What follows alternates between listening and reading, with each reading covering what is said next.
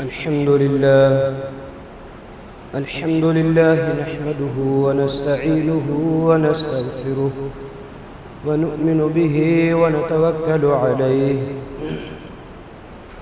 ونعوذ بالله من شرور أنفسنا ومن سيئات أعمالنا من يهده الله فلا مضل له ومن يضلل فلا هادي له أشهد أن لا إله إلا الله وحده لا شريك له وأشهد أن سيدنا ومولانا محمدًا عبده ورسوله أما بعد قال الله تعالى في القرآن المجيد أعوذ بالله من الشيطان الرجيم بسم الله الرحمن الرحيم إنا نحن نزلنا الذكر وإنا له لحافظون وقال الله تعالى وإذا تليت عليهم آياته زادتهم إيمانا وعلى ربهم يتوكلون وقال الله تعالى إن هذا القرآن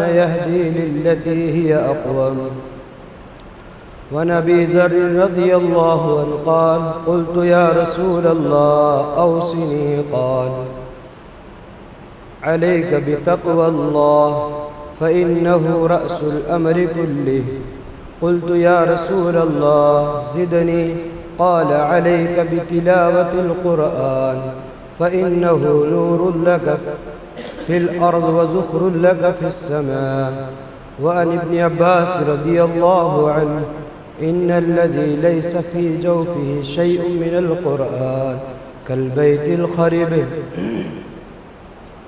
قال رسول الله صلى الله عليه وسلم يقول الرب تبارك وتعالى من شغله القرآن عن ذكري ومسألتي أعطيته أفضل ما أوتي السائل وفضل كلام الله على سائر الكلام كفضل الله على خلقه أو كما قال عليه الصلاة والسلام صدق الله العظيم وصدق رسول النبي الكريم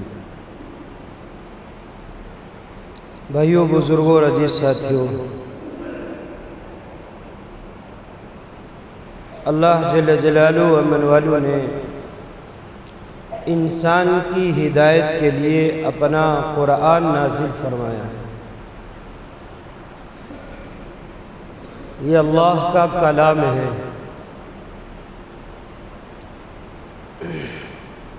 یہ اللہ کی زبان سے ادا ہوا ہے، نکلا ہوا ہے۔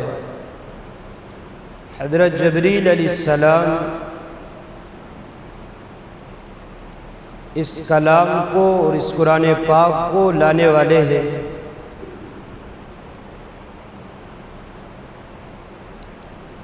اور جس ہستی پر اور جس ذات پر یہ قرآن کریم نازل ہوا ہے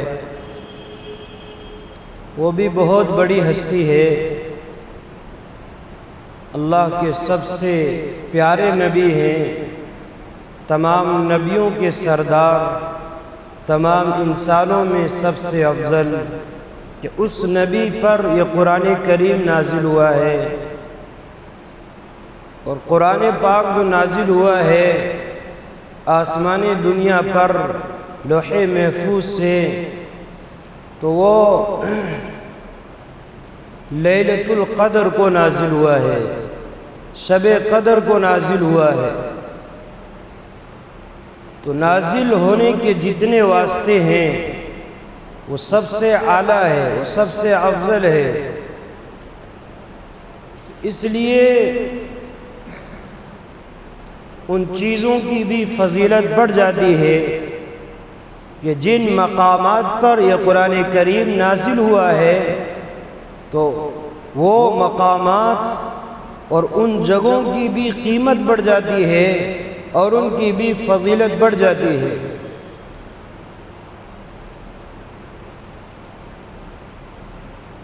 اللہ کے کلام کے اندر بڑی طاقت ہے، بڑی جان ہے۔ سب سے پہلی وحی حضور پاک صلی اللہ علیہ وسلم پر آئی ہیں اور سب سے پہلی آیتیں جو نازل ہوئی ہے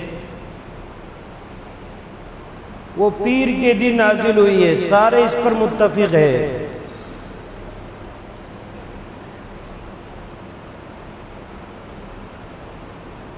اختلاف صرف اس بات کے اندر ہے کہ کون سے مہینے میں اس کا نزول ہوا ہے۔ تو اس میں دو روایتیں ہیں، دو باتیں ہیں۔ کچھ لوگ کہتے ہیں ربیع الاول کو اور کچھ لوگ کہتے ہیں رمضان المبارک کو سب سے پہلی وحی آئی ہے۔ جب آپ غار حرا کے اندر تھے، مکہ کے اندر 3 میل کے فاصلے پر ایک پہاڑی ہے، اس پہاڑی پر چڑھنے کے بعد اس کے بعد میں وہ غار آتی ہے اور اس کے اندر جانے کا ایک تنگ راستہ ہے اور عجیب سا راستہ ہے اور عجیب طرح کی وہ غار بنی ہوئی ہے۔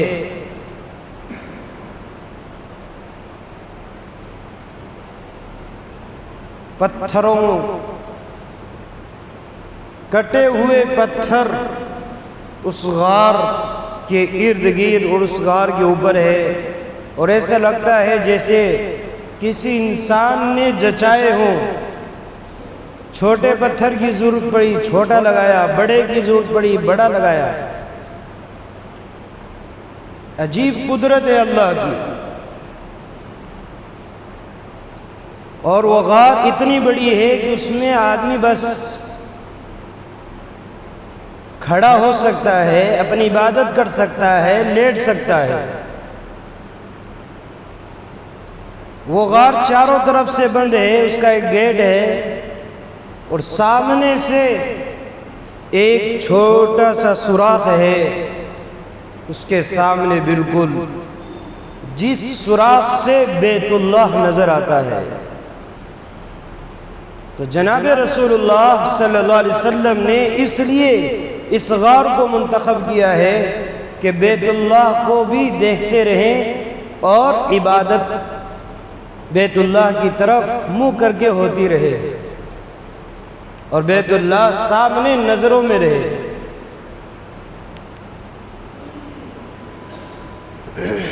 تو حضرت جناب رسول اللہ صلی اللہ علیہ وسلم وحی سے پہلے اور نبوت ملنے سے پہلے اس غار کے اندر عبادت کرتے تھے۔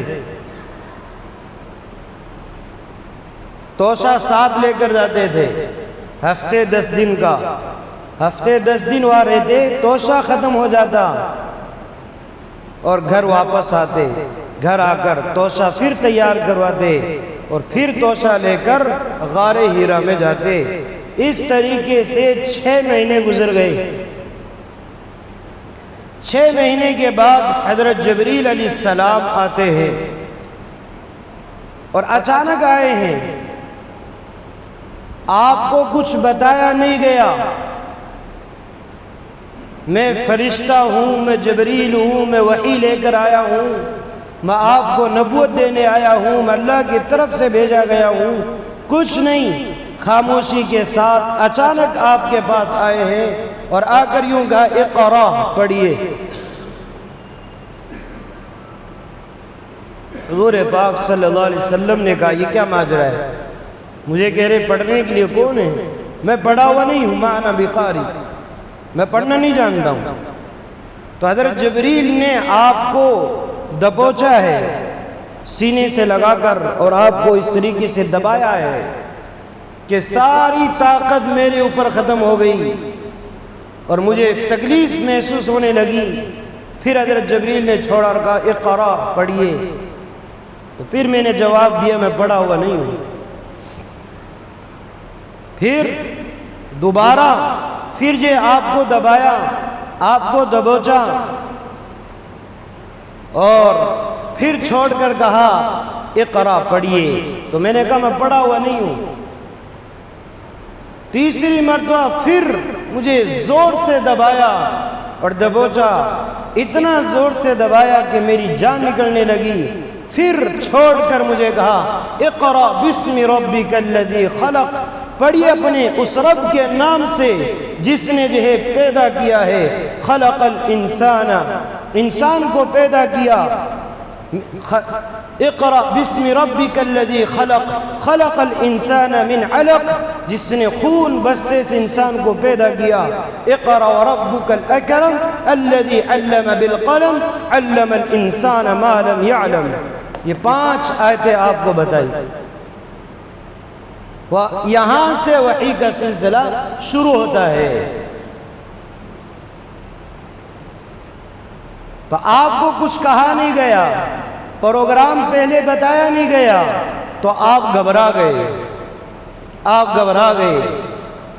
غار حرا سے نیچے اتر کر جلدی جلدی اپنے گھر پہنچے ہیں، گھبرائے پہنچے ہوئے ہیں، اور حضرت خدیجہ کے جا کر کہا کہ مجھے اپنی جان کا خطرہ ہے۔ حضرت خدیجہ نے آپ کو تسلی دی کہ ایسا نہیں ہو سکتا کہ آپ تو لوگوں کے کام آنے والے ہیں، لوگوں کا ساتھ دینے والے ہیں، لوگوں کی مدد کرنے والے ہیں، اور قرض داروں کے جو قرضوں میں ڈوبے ہوئے ہیں آپ ان کی مدد کرتے ہیں، جو بیچارے لاچار ہیں، کما نہیں سکتے، کھا نہیں سکتے، تکسب المعدوم، جو لاچارے بیچارے آپ ان کے لیے کماتے ہیں، تو آپ کو اللہ ہرگز ضائع نہیں کرے گا۔ پھر اپنے چچے زاد بھائی ورقہ بن نوفل کے پاس لے کر گئے کہ یہ نصرانی تھے اور بوڑھے آدمی تھے، انجیل کے بہت بڑے ماہر عالم تھے، 2 زبانیں جانتے تھے، عبرانی اور عربی۔ انجیل سریانی زبان میں تھا، تو سریانی زبان سے عبرانی اور عربی زبان میں انجیل لکھا کرتے تھے۔ تو ساری بات ان کو بتائی تو انہوں نے تسلی دی کہ نہیں، وہ وہی فرشتہ ہے جو حضرت موسیٰ علیہ السلام کے پاس اور نبیوں کے پاس آتے ہیں، گھبرانے کی ضرورت نہیں، اگر میں زندہ رہا تو میں تمہارا ساتھ دوں گا، اور اس وقت بھی ساتھ دوں گا جب تیری قوم تجھے مکہ سے نکال دے گی۔ تو یہ بات سن کر آپ متحیر ہوئے، کیا میں نکالا جاؤں گا مکہ سے؟ لوگ مجھے نکالے؟ ہاں، کہ جو بھی نبی آیا، جو بات آپ پر نازل ہو رہی ہے، جو نبوت آپ کو دی جا رہی ہے، جو بھی شخص، جو بھی نبی یہ اللہ کی طرف سے پیغام لے کر آیا اور اسے نبوت دے کر بھیجا گیا، ہر ایک کے ساتھ دشمنی اختیار کی گئی ہے۔ ہر قوم نے اپنے نبی کے ساتھ دشمنی اختیار کی ہے، ان کے ساتھ ان کو جو ہے ستایا ہے، ان کو تکلیفیں پہنچائی ہے، اور ان کو جو ہے گھر سے نکالا ہے۔ 6 مہینے کے بعد، اس میں کئی روایتیں ہیں لیکن زیادہ تر یہ ہے کہ 6 مہینے تک وحی کا سلسلہ منقطع رہا، 5 آیات کے بعد میں 6 مہینے کے بعد آپ عبادت آپ کی شروع ہے، آپ غار حرا میں جا کر عبادت کر رہے ہیں۔ تو ایک مرتبہ آپ غار حرا سے، مکہ کے اندر اجیاد نامی محلہ ہے، وہاں سے آپ کا گزر ہو رہا ہے، وہاں سے آپ کا گزر ہو رہا ہے، تو وہاں پر ایک آواز سنائی دیے، ایک عجیب آواز۔ آپ نے چاروں طرف دیکھا، کوئی نظر نہیں آیا، لیکن جب آپ نے آسمان کی طرف نگاہ اٹھائی ہے تو وہاں پر حضرت جبریل علیہ السلام کو اپنی اصلی شکل میں دیکھا ہے، کرسی پر بیٹھے ہوئے ہیں، آسمان پر پاؤں لٹکائے ہوئے ہیں اور اپنی اصلی شکل میں ہیں۔ تو یہ شکل، اصلی شکل میں دیکھ کر جبریل، حضور پاک صلی اللہ علیہ وسلم نے حضرت جبریل کو اپنی اصلی شکل میں دیکھ کر گھبرا گئے کہ یہ کیا ماجرا ہے، اور آپ جلدی جلدی گھر پہنچے ہیں گھبرائے ہوئے، اور حضرت جبریل نیچے آ رہے ہیں، قریب آتے جا رہے ہیں، اور حضور پاک صلی اللہ علیہ وسلم جلدی سے گھر میں داخل ہوتے ہیں اور خدیجہ کو کہتے ہیں زملونی زملونی، مجھے چادر اڑاؤ، مجھے چادر اڑاؤ، پتہ نہیں میرے ساتھ کیا ہونے والا ہے۔ حضور پاک صلی اللہ علیہ وسلم کو چادر اڑا دی گئی۔ اس کے بعد میں حضرت جبریل آپ کی خدمت میں حاضر ہو گئے اور یوں فرمایا یا ایھا المدثر، اے کملی اوڑھنے والے، اے چادر اوڑھنے والے، اٹھو، قم فانذر، اور لوگوں کو اپنے رب سے ڈراؤ، ورب فکبر، اور اپنے رب کی بڑائی بیان کرو کہ اب تمہیں نبوت دی گئی ہے، تم نبی بنا دیے گئے ہو، تمہیں یہ دعوت کا کام مل گیا ہے، تم اس کام کو لے کر اب اٹھو اور لوگوں کے اندر محنت کرو اور ہر ایک کو اللہ سے جوڑو، یہ تمہیں آج کام مل رہا۔ اس کے بعد میں وحی کا سلسلہ شروع ہو گیا، آیات نازل ہوتی رہی اور تقریباً 23 سال تک قرآن پاک نازل ہوتا رہا۔ آپ کے آخری مرحلے میں آخری آیات نازل ہو کر قرآن کریم کو مکمل کیا گیا۔ تو یہ قرآن یہ اللہ کا کلام ہے، یہ انسان کی ہدایت کے لیے آیا ہے۔ جو اسے حاصل کرے گا، جو اس کو اپنے سینے میں محفوظ کرے گا، جو اپنی زبان سے اس کی تلاوت کرے گا، جو اپنے گھر کے اندر تلاوت کرے گا، جہاں بھی تلاوت کرے گا، فرمایا ہر چیز نورانی ہوگی، ہر چیز برکت والی ہوگی، ہر چیز فضیلت والی ہوگی۔ جس زبان سے قرآن کریم کی تلاوت ہوگی، یہ زبان بھی نورانیت، یہ زبان بھی اور یہ دل بھی نورانیت والا بنے گا اور جو ہے برکت والا بنے گا۔ اور فرمایا جس گھر کے اندر قرآن کریم کی تلاوت ہوگی، اس گھر کے اندر بھی برکتوں کی بہار لگیں گی۔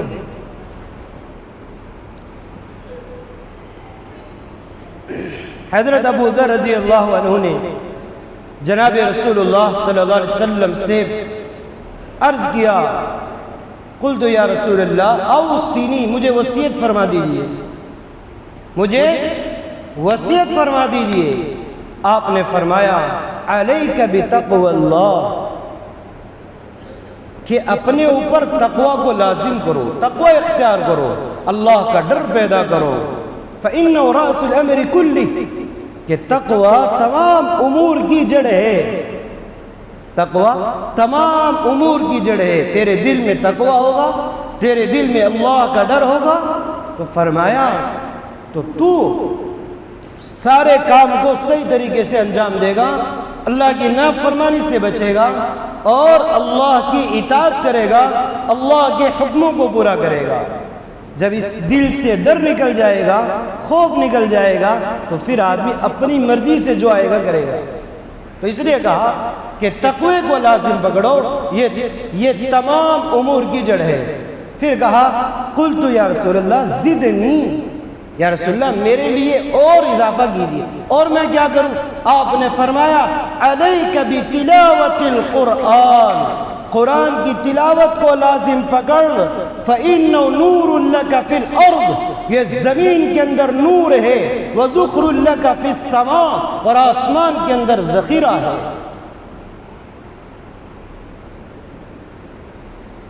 زمین کے اندر نور ہے کہ جب آدمی تلاوت کرے گا تو جس حصے پر بیٹھ کر قرآن پڑھے گا وہ حصہ نورانی بنے گا، وہ حصہ نورانی بنے گا۔ آدمی اپنے دل کے اندر اس کو محفوظ کرے گا، دل نورانی بنے گا، زبان نورانی بنے گی۔ تو اس لیے فرمایا یہ تمہارے لیے زمین کے اندر نور بنے گا۔ اور یوں فرمایا، حضرت عبداللہ بن عباس سے روایت ہے، ان الذی لیس فی جوفہ شیء من القرآن کالبیت الخریب، فرمایا جس آدمی کے دل کے اندر قرآن کا کوئی حصہ محفوظ نہیں، وہ ویران گھر کی طرح ہے، وہ ویران گھر کی طرح ہے۔ جس دل کے اندر قرآن کا کوئی حصہ محفوظ نہیں، اس لیے مثال دی ہے ویران گھر ہوتا ہے، سونا گھر ہوتا ہے جس میں کوئی نہیں، فرمایا اس گھر کے اندر شیاطین کا تسلط ہوتا ہے، شیاطین کا قبضہ ہوتا ہے، بھوت پریت کا قبضہ ہو جاتا ہے۔ ایسے فرمایا جس دل کے اندر قرآن کا حصہ نہ ہو، جس دل میں قرآن نہ ہو، اس دل پر شیاطین کا قبضہ ہو جاتا ہے۔ حضرت ابو ہریرہ رضی اللہ عنہ فرماتے ہیں، فرمایا جو آدمی قرآن کی تلاوت کرتا ہے اللہ تعالیٰ قرآن کی برکت سے اس کی روزی میں برکت دیتے ہیں، اس کے گھر میں برکت عطا فرماتے ہیں، اس کے کاروبار میں برکت عطا فرماتے ہیں، اور اس کے اہل و عیال میں برکت عطا فرماتے ہیں۔ اور فرمایا اس گھر سے خبیث شیاطین نکل جاتے ہیں اور اس گھر کے اندر نورانی فرشتے حاضر ہوتے ہیں۔ اور فرمایا جس گھر کے اندر قرآن کی تلاوت نہ ہو، جس گھر کے اندر قرآن کی تلاوت نہ ہو، فرمایا اس گھر کے اندر تنگی ڈال دی جاتی ہے، اس گھر کی برکت کو اٹھا لیا جاتا ہے اور اس گھر سے فرشتے نکل جاتے ہیں، اس گھر کے اندر شیاطین داخل ہو جاتے ہیں۔ تو قرآن کی یہ برکت ہے، یہ قرآن کریم بڑی برکت والا آیا ہے۔ اس لیے فرمایا کہ لوگوں قرآن پاک کی تلاوت کو لازم پکڑو، قرآن کو سیکھو، قرآن کی تلاوت کرو۔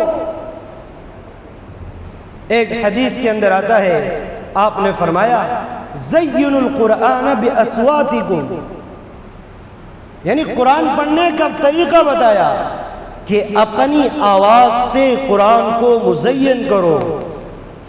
فَإِنَّ یعنی اچھی آواز سے قرآن کو مزین کرو، اور اچھی آواز یہ قرآن کے حسن کو بڑھا دیتی ہے۔ اچھی آواز قرآن کے حسن کو اور قرآن کی خوبصورتی کو بڑھا دیتی ہے، اور اللہ پاک اور فرشتے اس آدمی کی قرآن کی طرف اور تلاوت کی طرف زیادہ متوجہ ہوتے ہیں جو اچھے انداز میں قرآن کی تلاوت کرتا ہو۔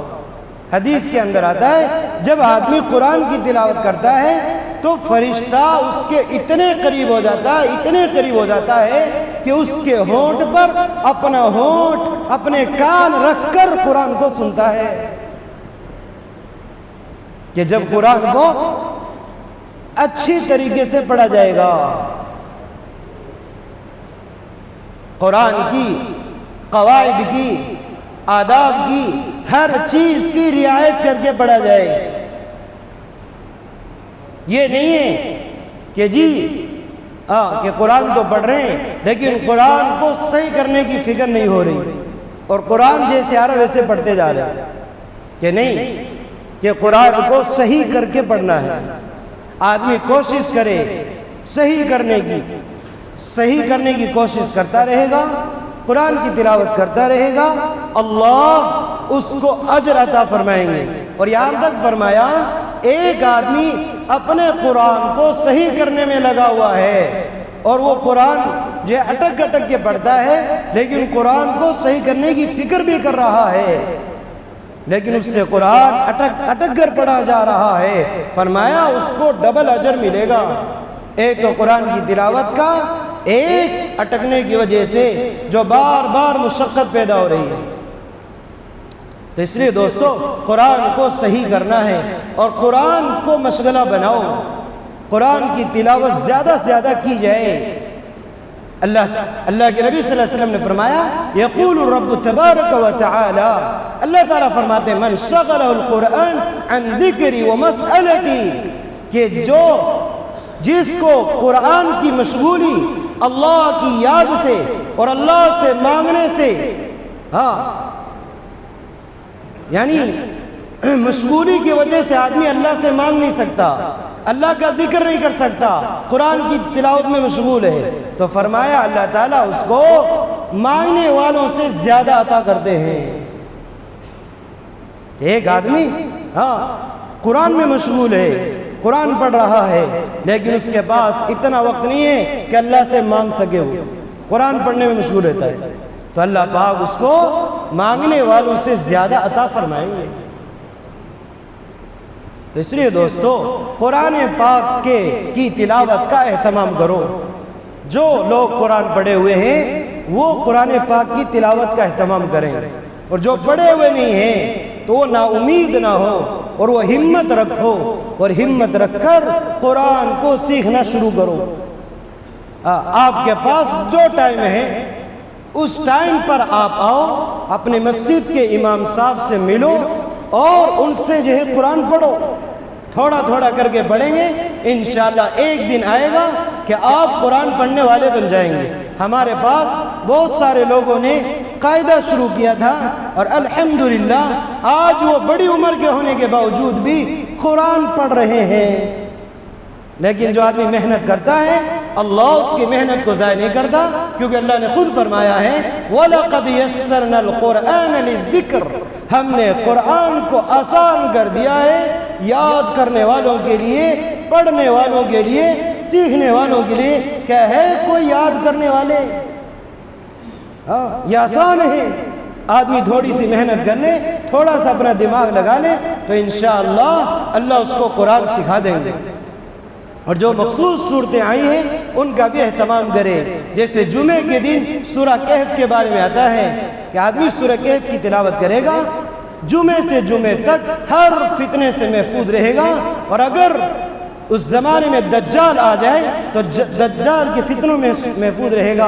اور جو سورہ ملک یعنی تبارک الذی کی تلاوت کرے وہ قبر کے عذاب سے محفوظ رہے گا۔ جو سورہ واقعہ کی تلاوت کرے اللہ اس کے جان مال میں برکتیں عطا فرمائیں گے۔ تو اس لیے سورہ یاسین صبح صبح جو پڑھے آدمی تو اس کے اندر بھی اللہ نے بڑی برکت رکھی ہے، اور فرمایا جس ضرورت کے لیے سورہ یاسین کو پڑھا جائے اللہ اس کی برکت سے اس کی ضرورت کو پورا فرما دیتے ہیں۔ اس لیے آپ تمام حضرات سے درخواست ہے کہ جو لوگ قرآن پڑھے ہوئے ہیں وہ قرآن کی تلاوت کا اہتمام کریں، اور جو لوگ پڑھے ہوئے نہیں ہیں وہ پڑھنے کی ترتیب بنائے۔ اللہ عمل کی توفیق۔